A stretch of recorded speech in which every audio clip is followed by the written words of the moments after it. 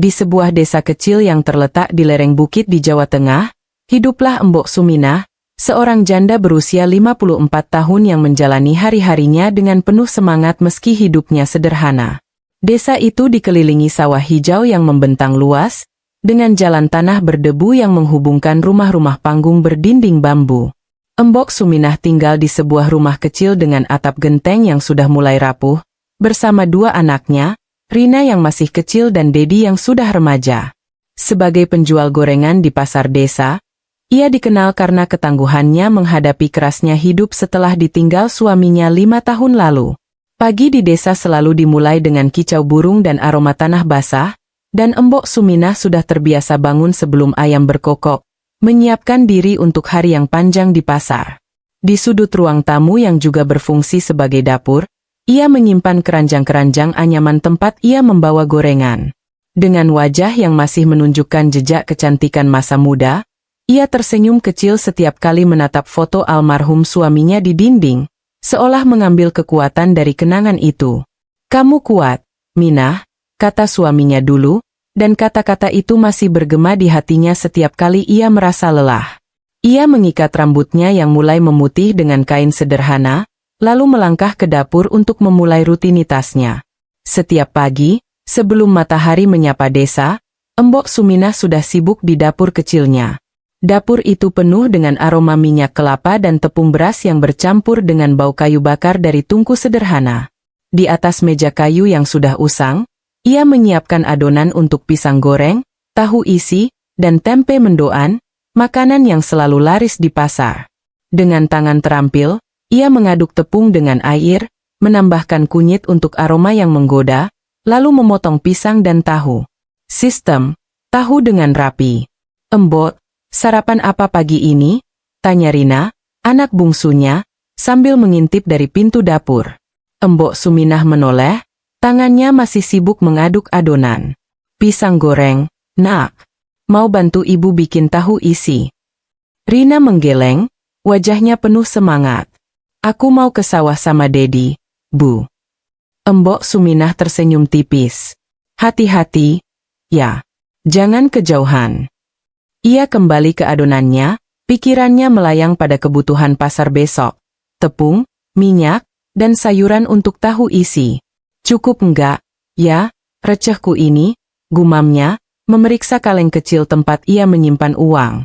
Di luar, suara ayam berkokok memecah kesunyian pagi, mengingatkannya bahwa hari sudah mulai terang. Embok Suminah dikenal di pasar bukan hanya karena gorengannya yang renyah, tapi juga karena penampilannya yang mencuri perhatian. Ia selalu memakai daster warna-warni yang sedikit ketat, memperlihatkan lekuk tubuhnya yang masih kencang di usia setengah abad. Daster merah dengan motif bunga-bunga besar adalah favoritnya, meski ia tahu itu sering membuat orang-orang melirik. Di pasar, ia sering mendengar bisik-bisik atau candaan dari para pedagang lain, tapi ia hanya tertawa, menyembunyikan rasa risih di balik senyumnya. "Embok Suminah, dasternya itu loh, bikin orang lupa sama gorengannya," kata Pak Minto, penjual ayam di sebelah lapaknya, sambil mengedipkan mata. Embok Suminah mengibaskan tangannya, pura-pura kesal.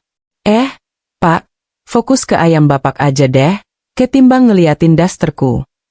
Mereka tertawa bersama, tapi di dalam hati, Embok Suminah merasa campur aduk.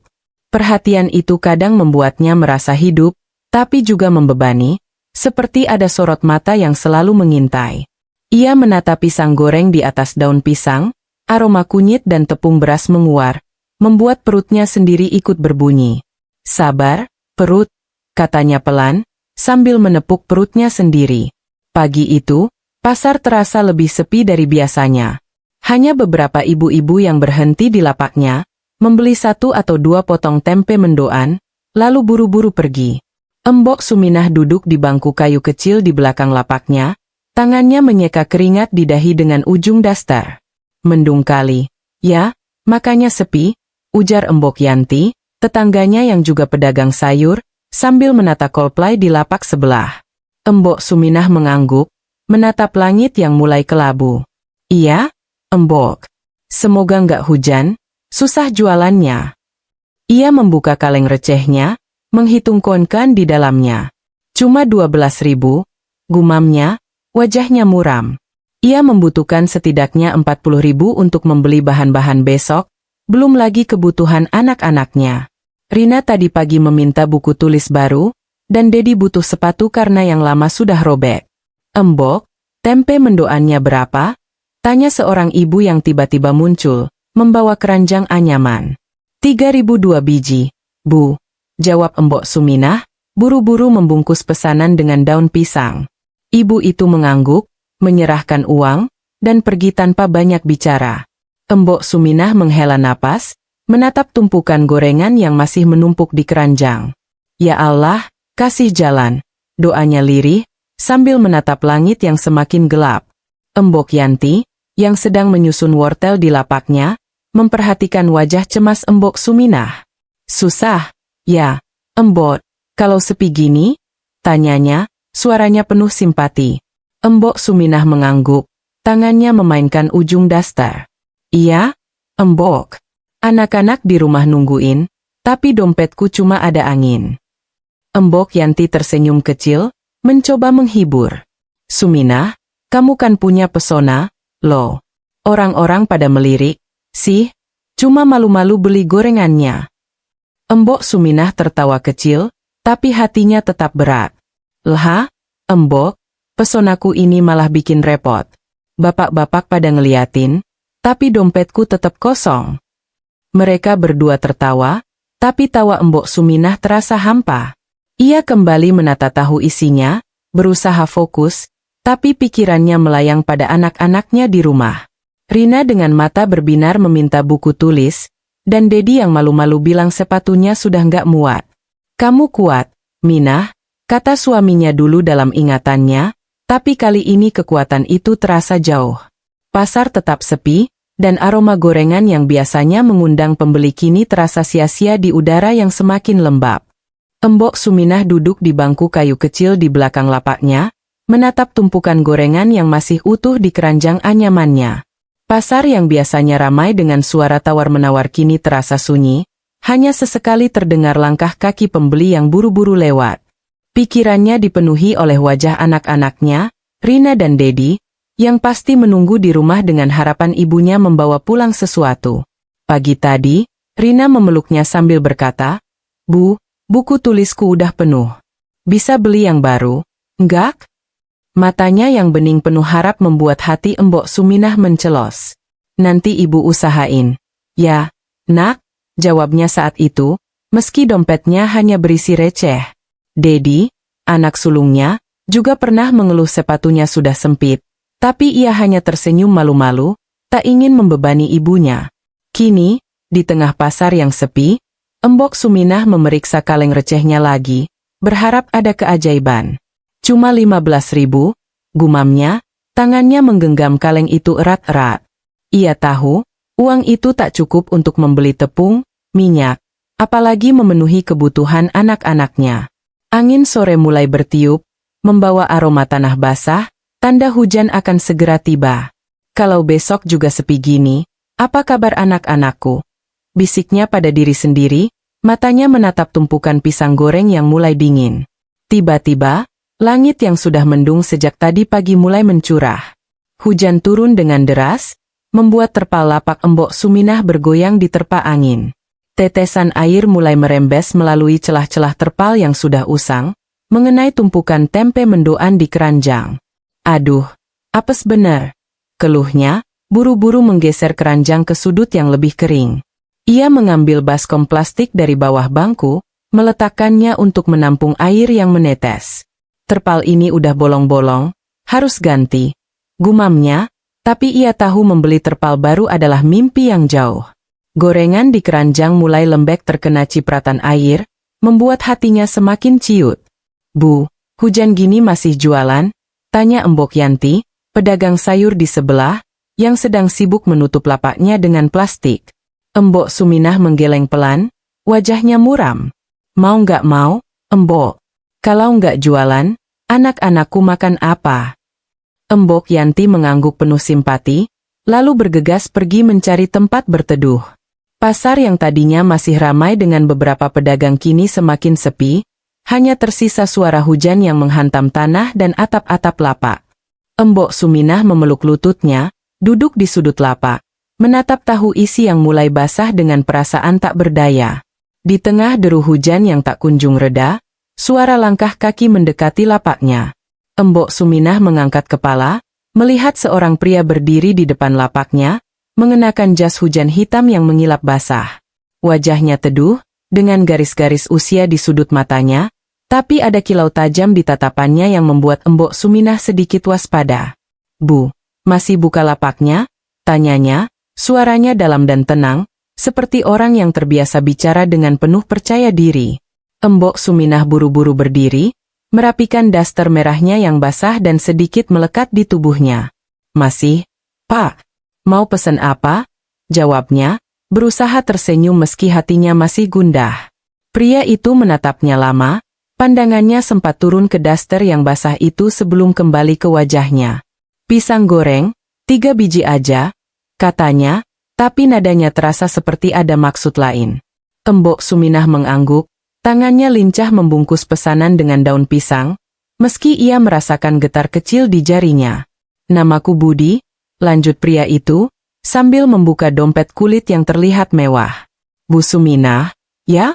Aku sering lewat sini, lihat ibu jualan." Embok Suminah mengangguk pelan, merasa ada sesuatu yang tak biasa di udara. "Ya, Pak. Nama saya Suminah. Makasih udah mampir," balasnya, berusaha menjaga nada ramah. Pria yang memperkenalkan diri sebagai Pak Budi tidak segera pergi setelah membayar. Ia berdiri di bawah terpal, jas hujannya meneteskan air ke tanah. Hujan masih mengguyur, membuat suasana semakin tegang.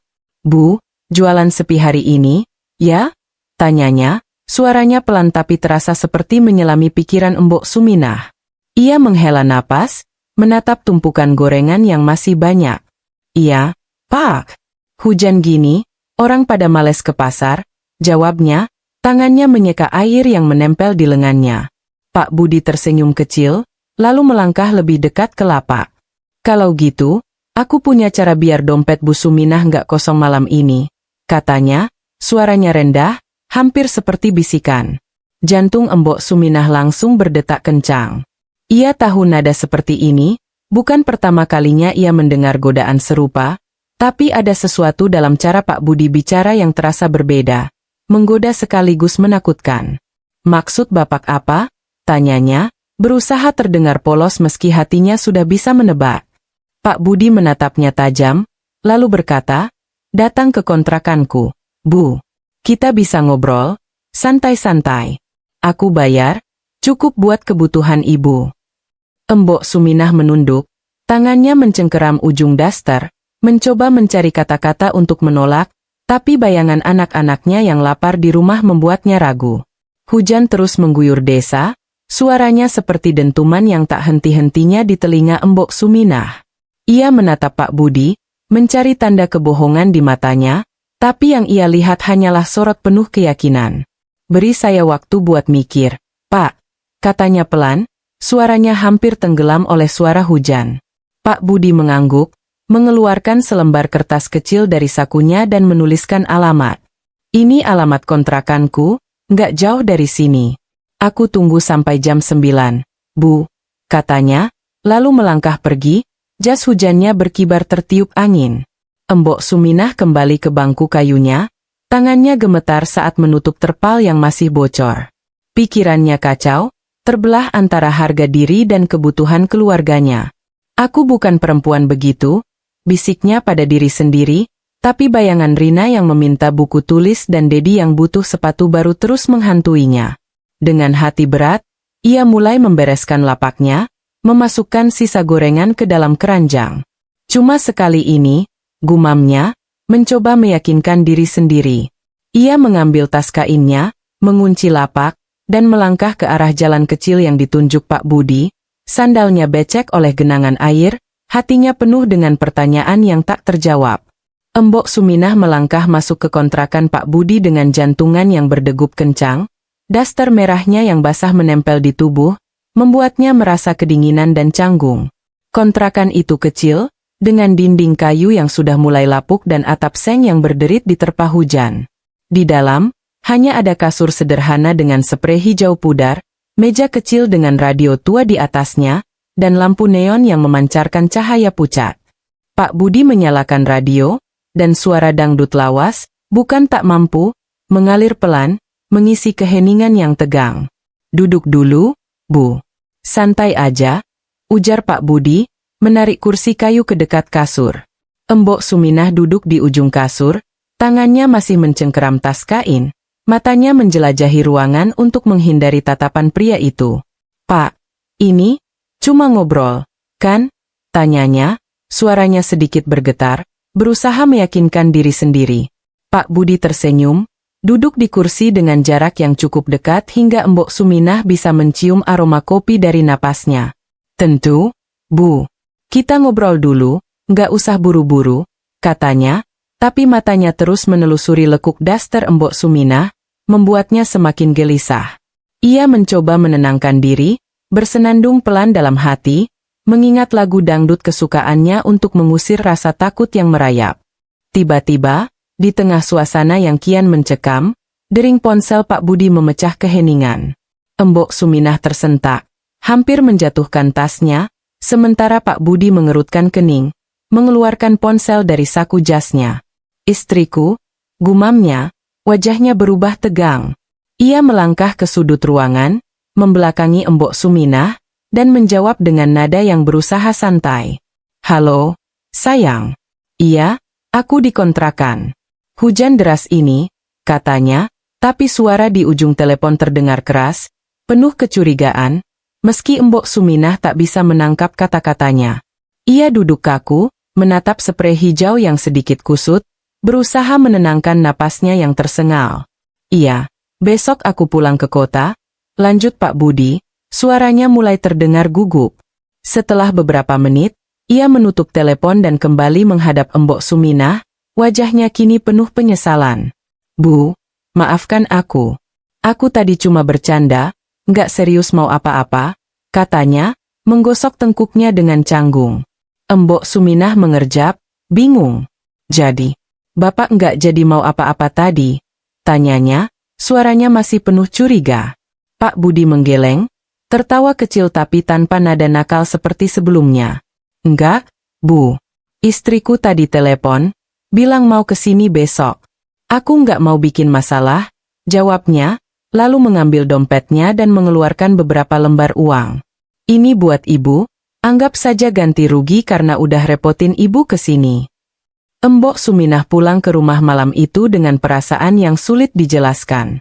Uang dari Pak Budi cukup untuk membeli bahan gorengan selama beberapa hari, bahkan mungkin cukup untuk buku tulis baru untuk Rina. Namun, di hatinya, ia merasa seperti baru saja lolos dari jurang yang dalam. Keesokan paginya, ia kembali ke pasar dengan daster merahnya yang cerah, mencoba mengusir sisa-sisa kegelisahan malam sebelumnya. Ia menata pisang goreng dan tahu isi di lapaknya, bersenandung pelan lagu, "Bukan tak mampu," untuk mengembalikan semangat. Pasar mulai ramai, dan tiba-tiba ia melihat Pak Budi mendekati lapaknya, kali ini bersama 3 pria lain yang berpakaian rapi, seperti orang-orang dari kota. "Bu Suminah, ini teman-temanku dari kota.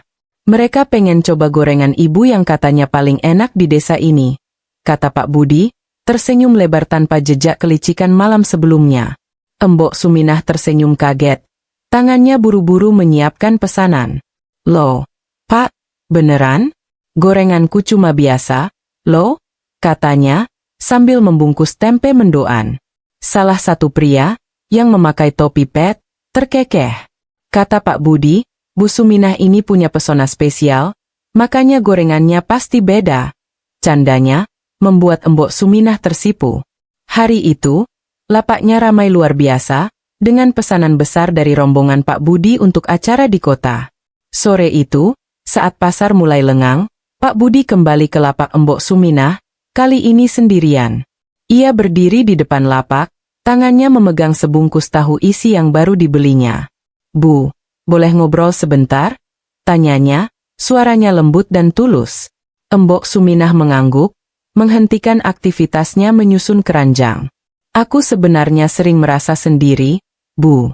Istriku sibuk di kota, anak-anakku juga jarang pulang.